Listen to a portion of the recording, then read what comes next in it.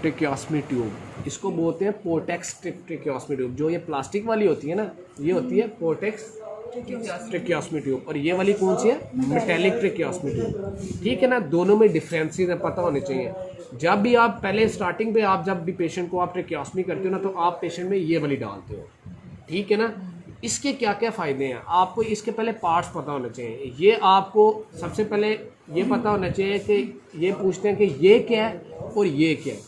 ठीक है, अभी आपको ये मैं बताऊंगा और ये आपको पता चल जाएगा। जब भी आप लोग यहाँ से आप लोग एयर डालते हो, ये आपने एयर डालते हो तो ये आगे इन्फ्लेट हो जाता है। अब आपसे पूछेंगे व्हाट इज़ दिस, तो ये बैलून ऑफ ट्रेकियोस्मी ट्यूब है और ये कफ है। ठीक है, एक वो ट्रेकियोस्मी ट्यूब होती है जिसमें ये बैलून और कफ विदाउट कफ होती है, वो नहीं होता। अच्छा, इस बैलून का ये पता लग गया। बैलून सारे पूछेंगे बैलून कौन सा होता है, कफ कौन, बच्चे कहते हैं ये बैलून है और ये कफ, इस तरह के ब्लंडर्स कर रहे हो।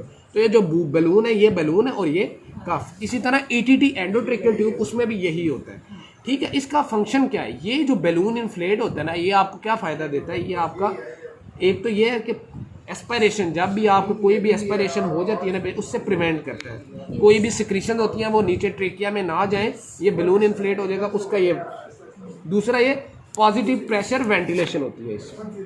ठीक है, वो आपको एनेस्थीसिया पॉइंट ऑफ व्यू से वो इंपॉर्टेंट है, वो आप पॉजिटिव प्रेशर वेंटिलेशन आपको ये। और इसके अलावा क्या है कि आपका जब भी ये बैलून इन्फ्लेट हो जाएगा ना, तो जो आपकी ट्रेकियोस्मी ट्यूब है ना, अगर बैलून नहीं होगा तो ये इजीली रिमूव हो जाएगी, निकल जाएगी खुद ब खुद ही। जब ये अंदर बैलून तो वो थोड़ा सा ना अंदर रहेगी, वो निकलेगी नहीं इतना आगे। अगर आप खींचो तो वो एक डिफरेंट है, लेकिन इसका ये मेरी बात समझ आ रही है। आपने जब अंदर डाल के बैलून को थोड़ा इन्फ्लेट कर दिया तो वो आप जब भी अगर आपकी सिक्योर रहेगी थोड़ी सी ना। ठीक है, लेकिन अल्टीमेटली आपने ये इसके साथ आपके टाई करने के लिए नेक को, ये आपके वो है। ठीक है, आप लोग ये पता होना चाहिए, ये अंदर वाला स्टीलेट है जो उसको हेल्प करेगा। जब आप ट्रेकियोस्मी को अंदर डालते हो ना, तो ये उसको पाते, इसको बाद में निकाल देते हैं। निकाल के आप पेटेंसी चेक करते हो कि वाकई आपको एयर आ रही है कि नहीं आ रही, तो ये आपकी ट्रेकियोस्मी ट्यूब है। स्टीलेट है, जस्ट आपका हेल्प करते हैं। ठीक है, स्टीलेट। ठीक है ना, ये नहीं पूछते। हाँ, ये आपको पता होना चाहिए क्या, पोर्टेक्स।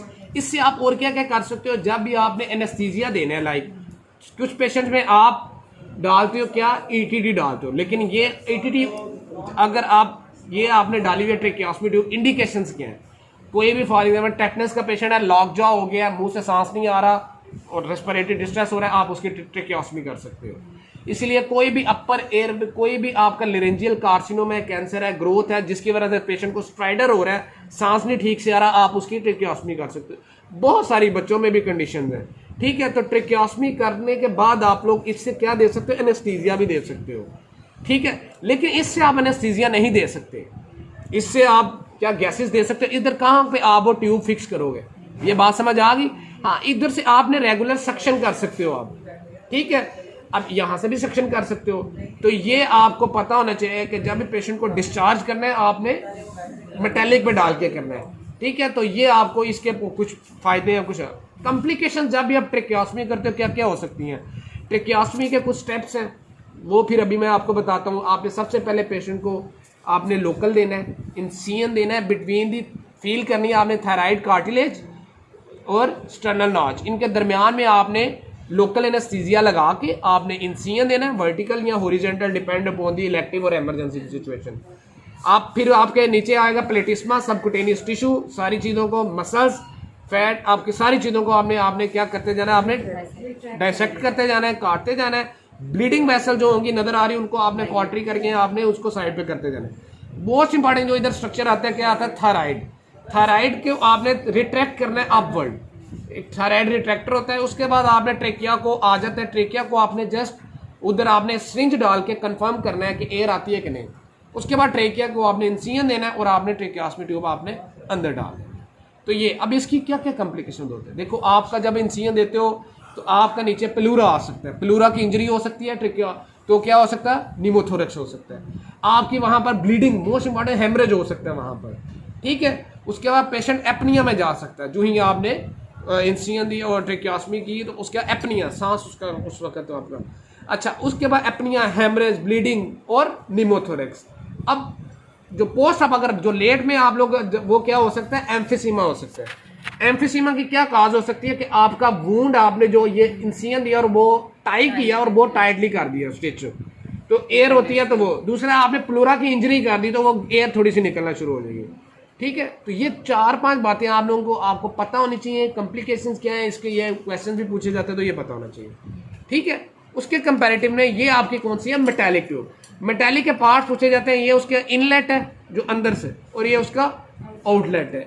ठीक है, इसके डिफरेंट साइजेस होते हैं जो इधर नंबर लिखे होते हैं 24। ठीक है, इसी तरह का साइजेस वेरिएशन एज के साथ साथ आप डालते हो। ठीक है, आपको इधर से मैंने बता दिया ये मेटालिक है। एक ये विद एंड विदाउट कफ थी, ये मेटालिक ट्यूब होगी।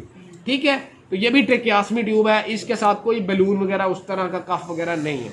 तो ये पता होना चाहिए कि आपको ये आप डालते हो, इसको पेशेंट को डिस्चार्ज कर देते हो। इसका ये होता है कि आपका अंदर वाला जोन सा होता है वो पेशेंट का ब्लॉक हो जाता है, सिक्रीशंस होती है ना, तो वो ब्लॉक उसको आप पेशेंट को इंस्ट्रक्शन देते हो कि ये वाला निकाल के बॉयल करके साफ करके दोबारा ये डाल सकते हैं। ठीक है, तो ये इसकी आप रूटीनली आप सफाई करते हो, तो बाकी पेशेंट को ये अंदर वाला फिर वो आप इसके बाद में आप फिर जब पेशेंट ठीक हो जाते हैं, उसकी अंडरलाइन कॉज ट्रीट हो जाती है, टेटनस था कुछ भी था, आप इसको रिवर्स भी कर सकते हो ट्रेकियास्मी को।